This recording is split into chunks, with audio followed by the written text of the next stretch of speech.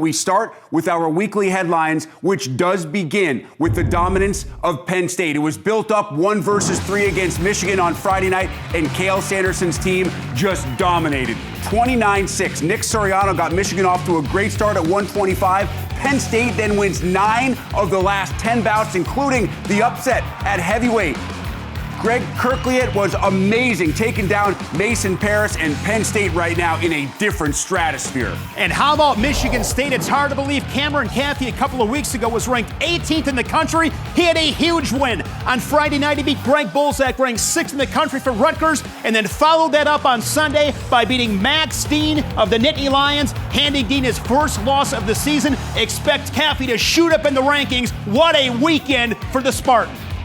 Ohio State took on Iowa. The Hawkeyes went on to win this match 21-12, but it wasn't nearly as impressive as Tom Brands wanted it to be. Talks all the time about bonus points. Just 2 Iowa wrestlers had bonus points. Austin DeSanto with a tech fall and a major decision for Tony Cassiope. But this one really highlighted by the upset at 165. Carson Kharchla taken down, previously unbeaten and #1 Alex Marinelli. I'll talk to him in just a little bit. And you know the Cornhuskers wouldn't stay down for long. They go into Madison and hand Wisconsin its first loss in the Big Ten schedule. They win 7 matches. The big guys step up. The Cornhuskers win 174 through heavyweight. Christian Lance knocks off top 10 ranked Trent Hilger. And then they go to Northwestern. The big guys step up again. 74, 84, 97 with Labriola, Venz, and Schultz, and a big win at 149 pounds. Ridge Lovett knocks off All-American Yaya Thomas. Nebraska now 2-2 in the Big Ten. Watch out for the Cornhuskers. Just had a feeling the Cornhuskers were going to be coming maybe a little bit later than we expected.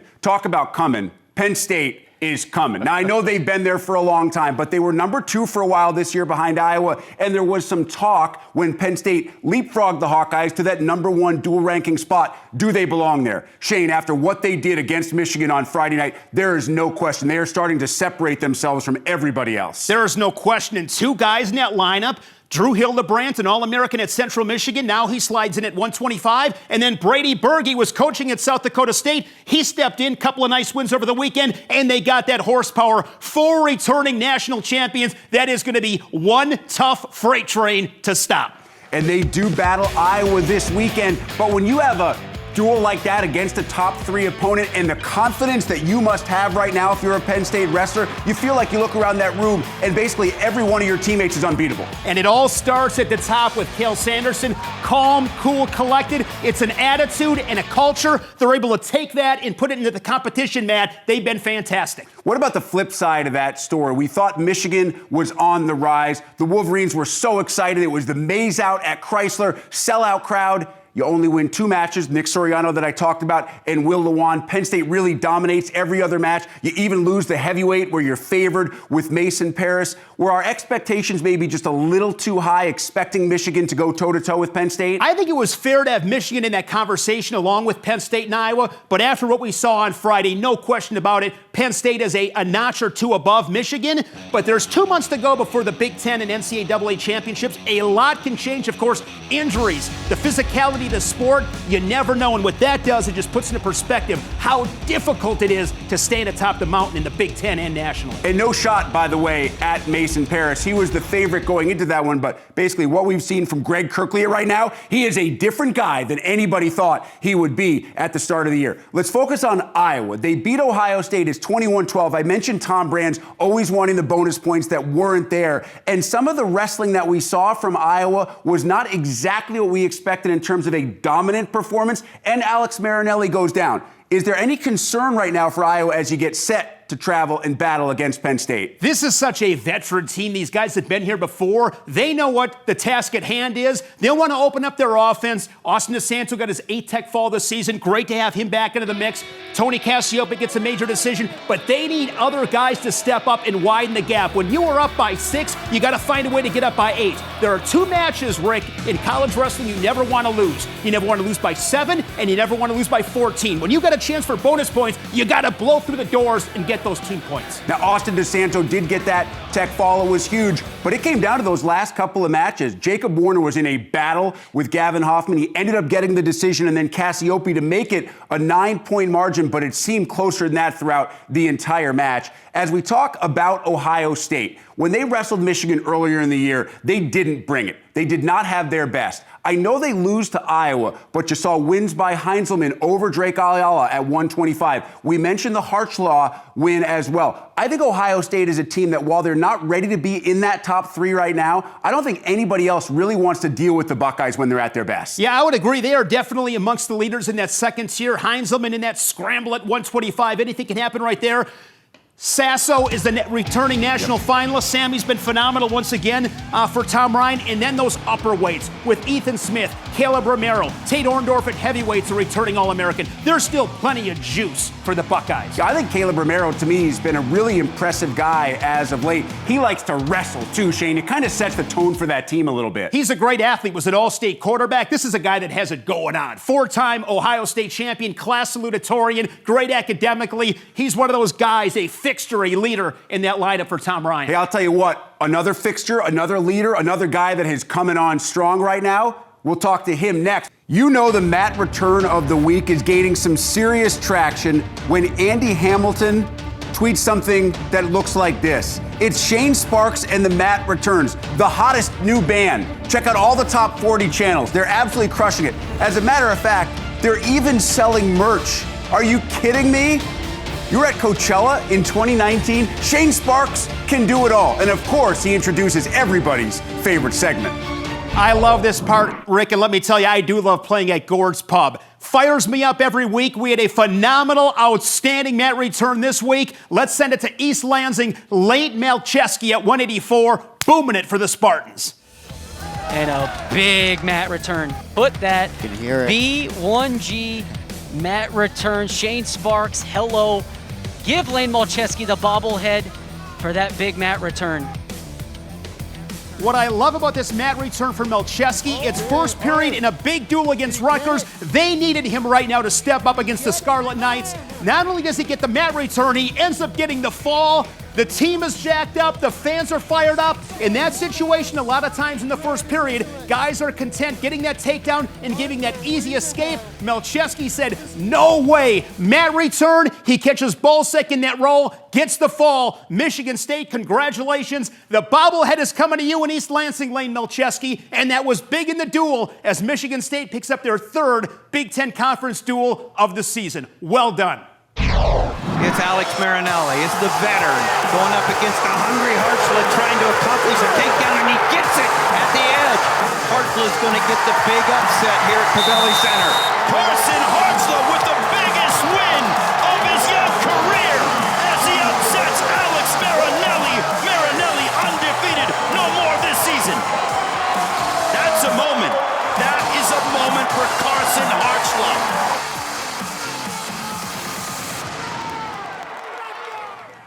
What an electric scene that was in Columbus, and it was delivered by the man who joins us now on Big Ten Wrestling and Beyond, Ohio State's outstanding 165-pounder, Carson Kharchla. Carson, I want to focus on your mental approach into that match. Everybody outside of your own team room saw you as an underdog because you're facing an unbeaten #1 ranked wrestler at your weight class. How do you approach a match like that? Yeah, I think you just got to approach the match and, believe and trust in your training and just everything you've been through. I knew I was good enough to go out there and compete and wrestle with him, and also knew that I was good enough to beat him. So just really comes down to believing and trusting the process and just having that confidence to go out there and do it. Yeah. Very interesting to know about you and your background, because I understand when you first started in this sport, you were quoted as saying you hated wrestling as a youngster. Why? Because I was just kind of forced into it. I didn't really get much of a say. My dad runs a wrestling club, and so he's just kind of put me in there, and it wasn't my favorite thing to do, It's not something you like to do when you're 6 years old and you're getting beat up every day, but eventually you grow to love it and you grow to appreciate it, and so now it's all good. But yeah, before it was definitely a little rough. Now, your dad was an outstanding wrestler for the Soviet Union. What did he mean to your development once you decided that you did like wrestling enough to continue this to the level that you're at today? Yeah, I mean, obviously he's kind of the piece and the person that started this whole journey and got me going into wrestling and on the path. And I mean, I really think it's everything, you know, like got my foundation, the basic skills I needed, and then higher up and just continues to teach me and learn new things and show me different stuff, you know, every day, even now. So yeah, he's the biggest piece to this puzzle. Couldn't do any of it without him. So yeah. Now, I know your journey to this point, beating a #1 wrestler, hasn't been easy. You had to wrestle unattached. That was a tough year. Then you tear your ACL while sparring with Caleb Romero. How have you stuck with it, both mentally and physically, to get to this point? Yeah, I think just having a really good support system and having people around you that understand you, know who you are, grew up with you. My parents, like I said, just big support system there. My brother and sisters, they've been really helpful. Just my friends and teammates too. Coaches, you know, it really does take a toll on you when you redshirt that first year and you're a part of the team, but you're kind of on your own doing a lot of stuff.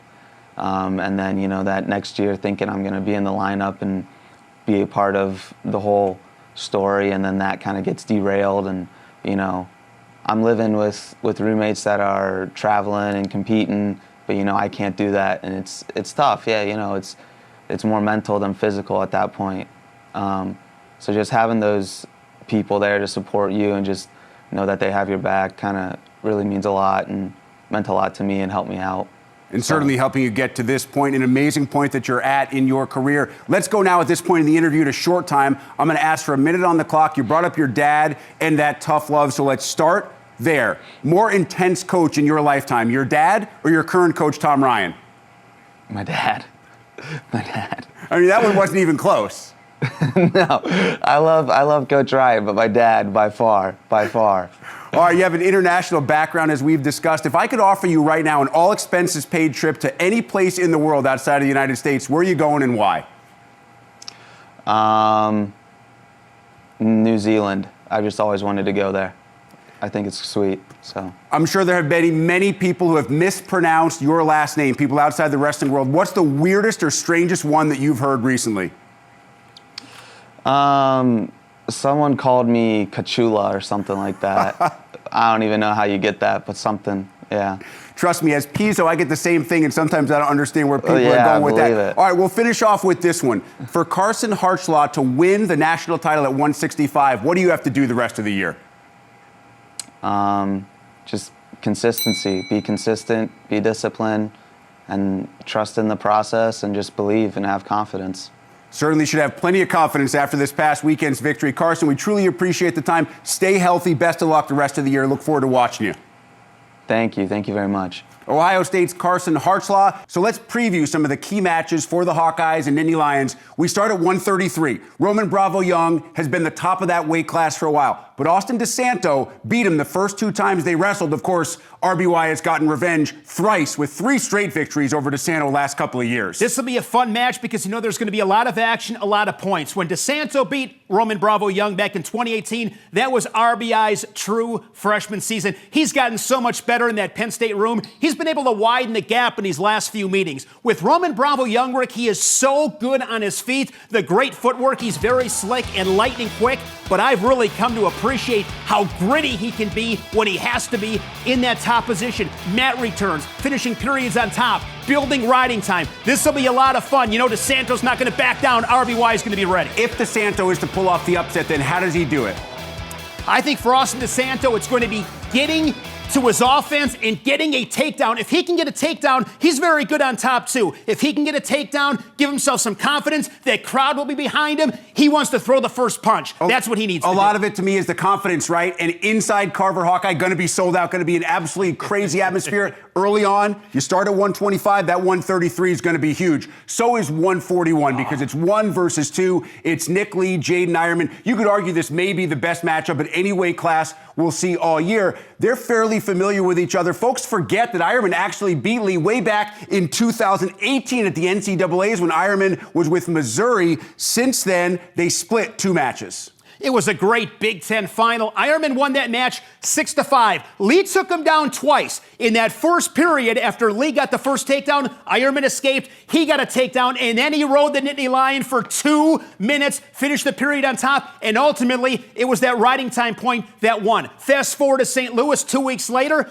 It was Lee with 2 takedowns, but he never went on bottom. And that was the key. Great strategy. Nick Lee's got a high wrestling IQ and has a motor that doesn't quit. Looking forward to seeing how these guys adjust from that last match in the NCAA finals. Adjustment was my next question. Is that because Lee figured out Ironman is so good defensively and maybe the best in the country at turning defense into offense? Well, with Nick Lee, and he's very aware of this, it's shallow shots. Against a guy like Jaden Ironman, you don't want to get in too deep because that is where he's so good. He's the Riddler. He's very tricky. He's a great scrambler. He can turn it into a disaster. But again, Nick Lee's been here before. He's the national champion. He's got confidence. He's got that great mentality. I love Nick Lee. It's going to be a great match. It should be a 1-point decision, maybe sudden victory. You give me some extra wrestling with these guys, I will take it. And we continue our Penn State-Iowa conversation. We've moved up in weight now. We're going to 174. That means Carter Starachi. That means Michael Kemmerer. 2 all-time meetings between the two.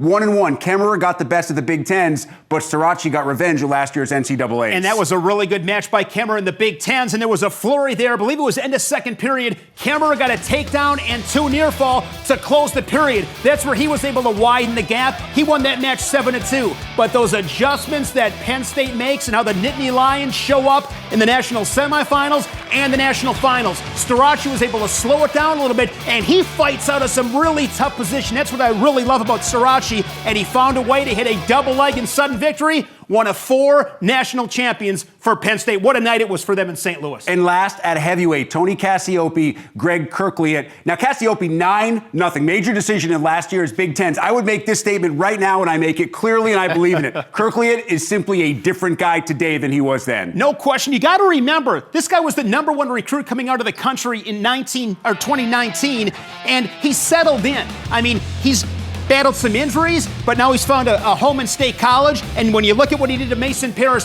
he took him down 3 times, got riding time. That was an unbelievable victory for Kirkliat at Penn State. He is a force to be reckoned with in an already stacked weight class. You want to talk stack? How about our Friday wrestling stack? We bring you 6 consecutive hours of wrestling coverage. Starts with On the Mat, followed by our Big Ten Live Wrestling pregame leading into Minnesota, Michigan, then Penn State, Iowa, then the Brands Brothers documentary. All comes your way right here Friday on the Big Ten Network.